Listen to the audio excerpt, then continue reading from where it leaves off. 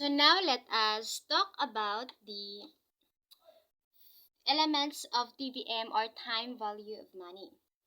So in TVM, there is a future value, present value, rate, and time. So in future value, there is annual, semi-annual, quarter, monthly, of course, semi-monthly, and daily.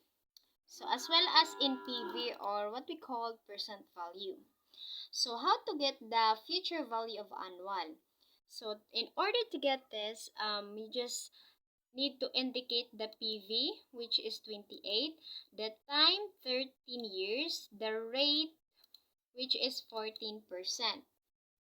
So in order to get the FV, you just shift, I will just click the equal sign, then type the FV, close and open parentheses, D5, which is the rate, comma, D4, which is the time, comma, 0, comma, negative D3, which is PV or present value, comma, 0, then close and open parentheses. Once you've done this kind of formula, once you click enter, you get your future value of 153.79.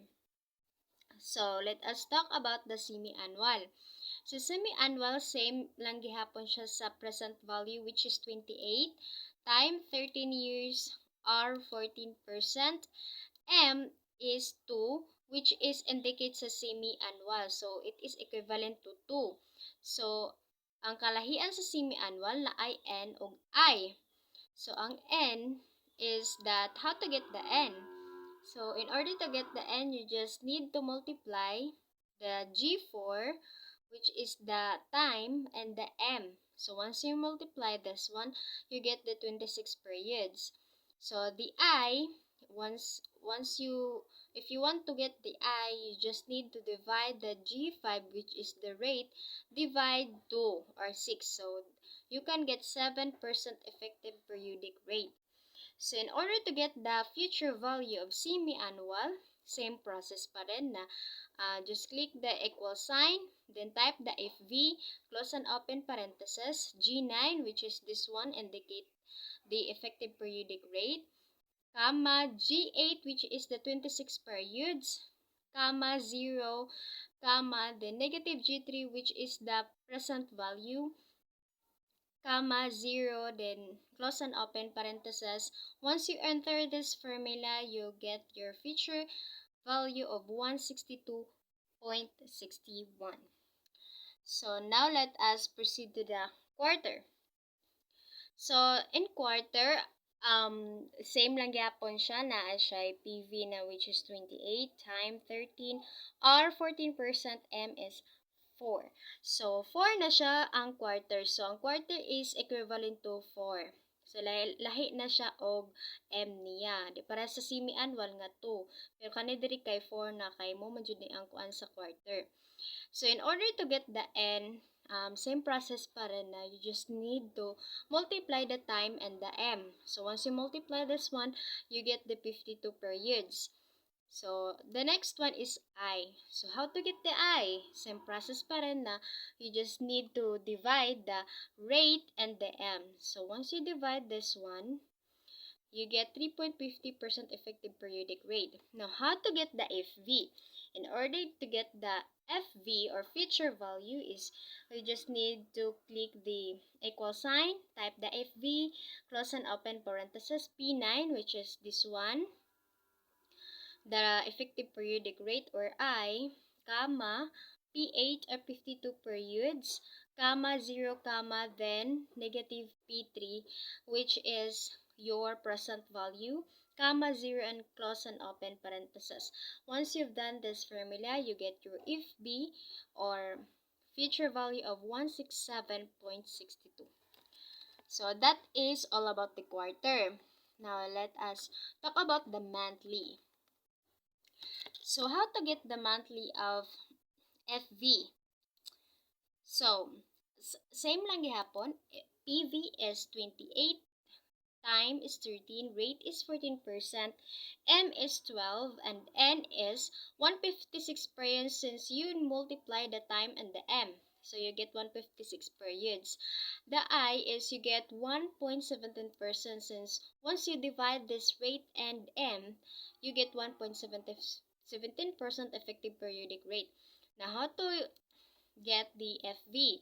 So to get the FV, same process again that you need to indicate the equal sign FV, close and open parenthesis V9, which is this one since this cell is indicated to V9, then comma V8 again, then comma 0 comma then negative V3, which is the present value of 28, comma 0 then close and open parenthesis. Once you enter this kind of formula, you get the 171.00 future value. Now let us talk about the semi-monthly. The same again, the present value will be 28, time is 13, R is 14%, M is 24 since semi-monthly is indicate or equivalent to 24. So to get the N, you just need to multiply the time and M again. And then to get the I, effective periodic rate, you need to divide the rate and the M. So you get 0.58%. Now how to get the FV of semi-monthly? So same again, same process. You just need to click the equal sign FV, close and open parenthesis, AB9 since naa siya naka-indicate sa cell sa AB9. Comma AB8, comma 0, 0, comma, then negative AB3, comma 0, then close and open parenthesis. Once you enter that one, you get your future value of 171.90. So, ang daily, so same process again. The PV is 28 times 13, rate is 14%, M is 360. Since ang daily is indicate or equivalent to 360 days. So, ang N niya, to get the N periods, you just need to multiply the time and the M. So, you get 4,680. And then in the interest, you just need to divide the rate and the M. So, the result is 0% once you divide it effective periodic rate. So, how to get the FV? So, in order to get the FV, same process again. You just need to indicate the equal sign, FV, close and open parenthesis, AH9, which is the interest or effective periodic rate, comma, then AH8, which is the period, comma, 0, comma, then negative AH3, which is the present value, comma 0, and close open parenthesis. Once you already click this one, or enter, you get your 172.79 future value. So now let us talk about the present value, this one.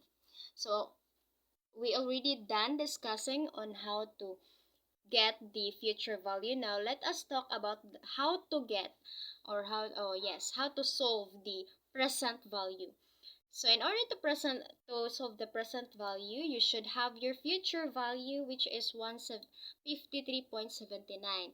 So gikuha na ako ang 153.79 sa annual nga future value. So, ang time niya, 13 years, hindi pa rin nagkaiba. Ang rate is 14%.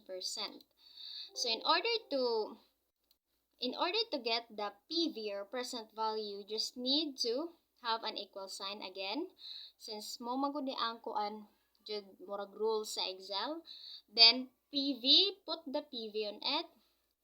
And then, close and open parentheses. Then, indicate the D17, which is the rate. Comma, then D16, which is the time, comma, 0, comma, then negative D15, which is the future value, comma, 0, and close and open parenthesis. Once you enter this kind of formula, you get your 28 pesos of PV. So, nakuha nato ang 28 na PV. So, now let us talk about, this is the annual ha. So, now let us talk about the semi-annual of present value. So, to get the present value of semi-annual, so na-type FV nga 162.61 since diri nato siya gikuha sa semi-annual gihapon. Then the time is 13 years, the rate is 14%, the M is 2 since ang semi-annual is equivalent to 2. Then an N, mura gihapon, same process kung saan pagkuha, you just need to multiply the time and the M. And in interest, you just need to divide the rate and the M. So once you've already done this one, let us know on how to solve the PV or present value.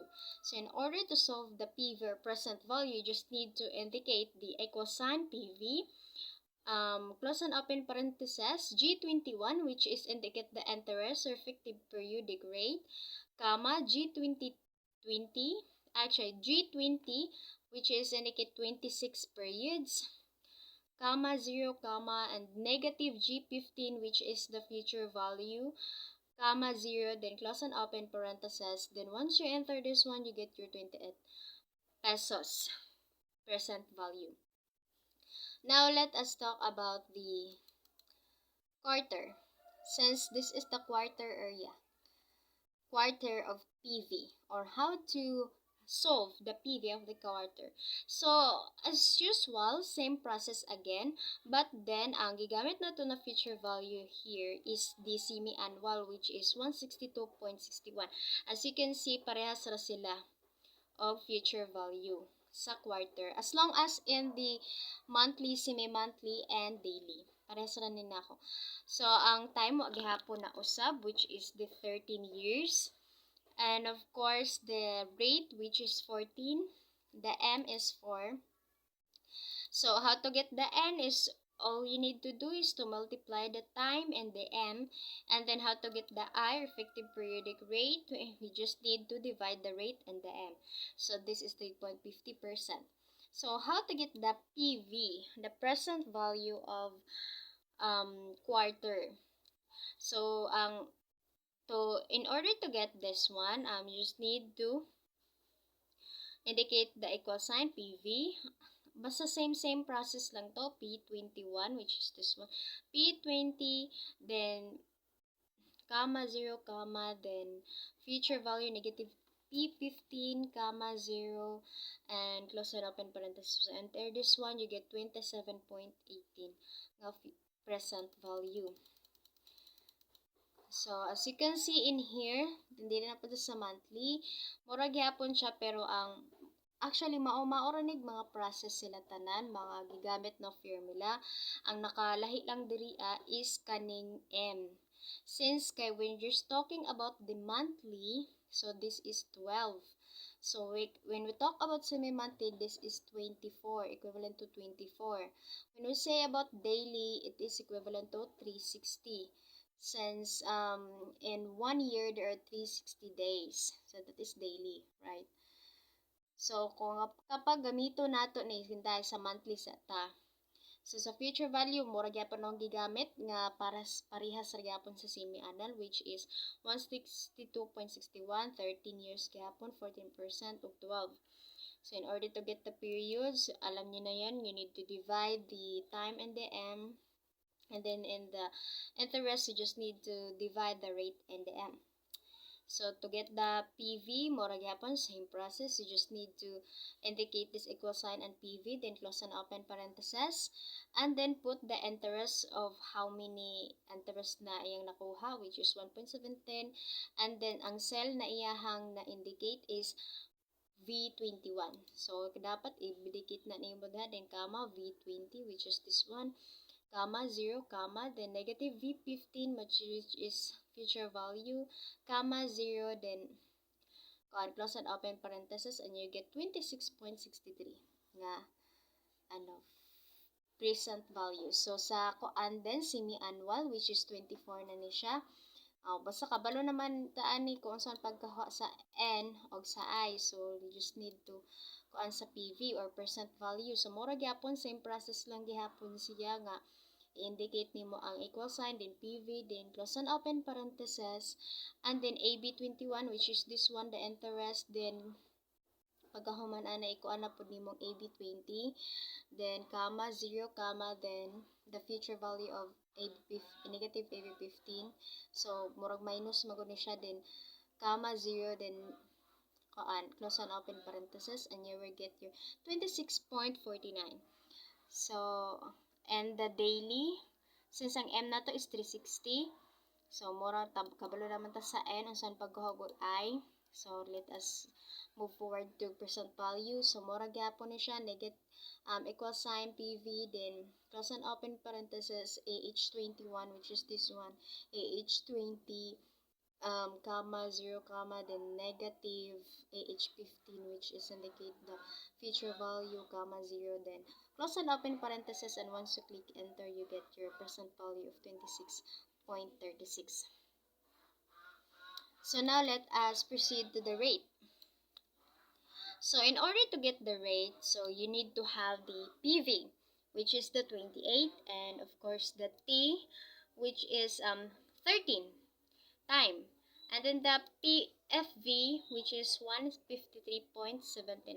So itong gigamit na future value is ang annual.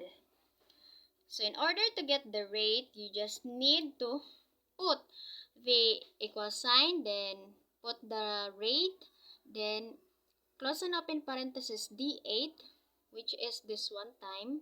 Unahon mo ang time, comma 0, comma D27, which is the present value, comma again, then put the negative sign into D29, which is the future value, comma 0, comma, then indicate the 3%, then close and open parenthesis. Once you enter this kind of formula, you get 14%. Og nakuha jud nato ang 14% rate jud niya. So ang time nato, unsaan pagkuha na pod sa time. So ang if V nato is 153.79, kauban lang or kaparehas lang gyapon sa annual natong gikuha. PV 28, rate is 14%. So to get the time, you just need to indicate the equal sign, then put the NPER. Then kay lahi naman ni siya time naman gud ni siya. So then put the close and open parenthesis. Also indicate the D36, which is the rate. This one. Comma 0, comma, then D35, this one, the PV. Then comma, then negative D34, which is the future value, comma, then 0, then close and open parenthesis. Once you enter this one, you get 13.0 years. So, nakuha nato siya. So, that's all about the elements of TVM. Now, let us proceed to the amortization schedule.